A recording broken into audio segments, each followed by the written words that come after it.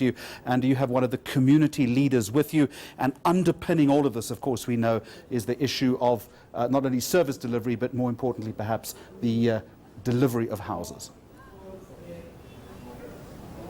That's correct, Jeremy. A very good afternoon to you. We've moved from where we were up still in Imizamo Yethu. Further up, we interviewed some residents there who highlighted some of the challenges that they are facing here in Imizamo Yethu. And they said to us that as much as parliamentarians in Parliament right now can discuss human rights, they feel that their human rights have been violated in the sense that the basic living conditions that they are supposed to be availed are very much neglected in this community. We've moved to the temporary relocation site where hundreds of people were moved to following that massive shack fire last year. Shortly after that shack fire, residents were moved to a sports field and a community hall. I remember going into that community hall and seeing how both male and female and children were crammed into one space, and that shows that those people at some point,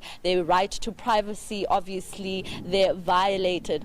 Now I'm just going to ask my colleague to pan and show you these structures that were erected. One positive thing here, Jeremy, is that in the background there we can actually see that work is being done.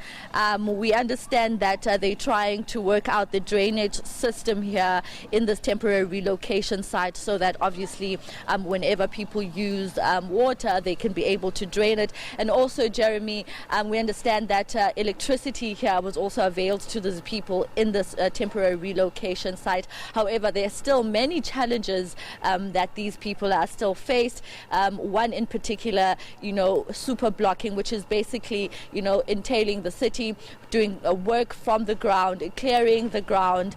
We understand that these people, where the fire happened, it's actually a very steep hill. So the city wanted to undertake a process called super blocking, where they clear the huge bricks there so that they could start building roads and also start clearing the area so that they could start erecting proper structures for the people here in Imizamo Yethu. You're right, I am joined by a community leader, Samkelo, who has been involved with, the trying to move these people and get them, into proper structures where they could call home. But Samkelo, just tell us how far the city is in terms of that whole super blocking process. Yeah, good evening to the viewers. Firstly, I must say that, yes, there has been a bit of a super blocking that has taken place, which is in the area of Madiba.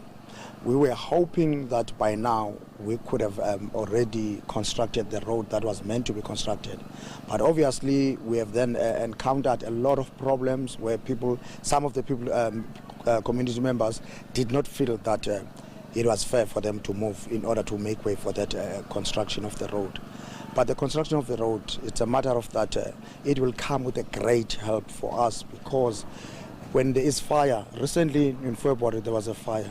It's difficult to get fire engines, fire trucks there.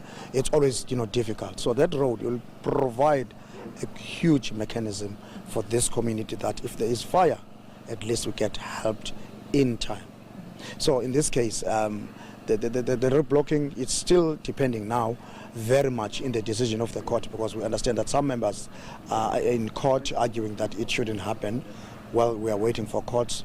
It's up then to the court to decide. But the city is still very adamant to carry on with the work should they get a go-ahead either from court or from the community members. Mm-hmm. That's where we are at the moment. Imizamo Yethu has a lot of sections. There's Mandela Square, there's this area that you're also talking about. And previously, before we came here at this temporary relocation site, we were right at the end where residents say there that services don't get to them because everybody that is serviced is right here at the bottom and everybody at the top is forgotten. I am very much to agree with you there. But I don't agree that services do not go there. The main reason that what we were told when this fire occurred, before the construction of this road, there will be bulk services like your sanitation, your electricity, everything. They were supposed to have 3 substations built up top, but people came up in arms and fought with the system that it cannot happen to put those electricity there. The electricity, we have spoke with the mayor, we have spoke with the Western Cape City of Cape Town. We agreed that they must give services to the people, but in order to get the services to the people, you also make way for the services to come to you. So the people are entitled to get electricity. I'm worried about people of Houtbay and so Greater as a whole. Those people deserve electricity. There's people live there for 13 years, they never had electricity. Can you believe that? But now we're saying, out of this fire, at least let's get something better for everyone, where the toilets will be improved and all those things. But it never happened. We're depending in court what will happen at the end of the day. If the court agrees that the people must move, we'll ask them again, please guys. But if the court says they must stay, then it's a fading dream for the others who thought by now they should have electricity. The people who live in these relocation areas, some of them have been on interviews, not being interviewed by us, but by journalists, where they say, the area that they are in, yes, it's cramped because it's small, but they feel like they are right. At least is better because they've got electricity, they've got running water next to them and all these things compared to where they used to be. We want all the people that live in IY here to have a better life and a better services to be brought to them.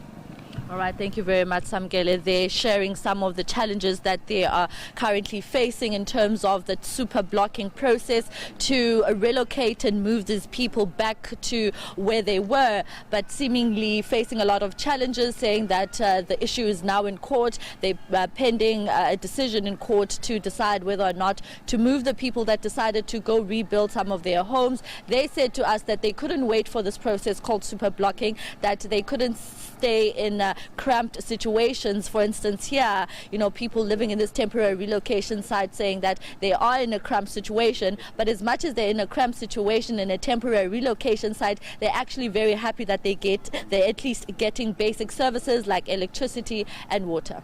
All right.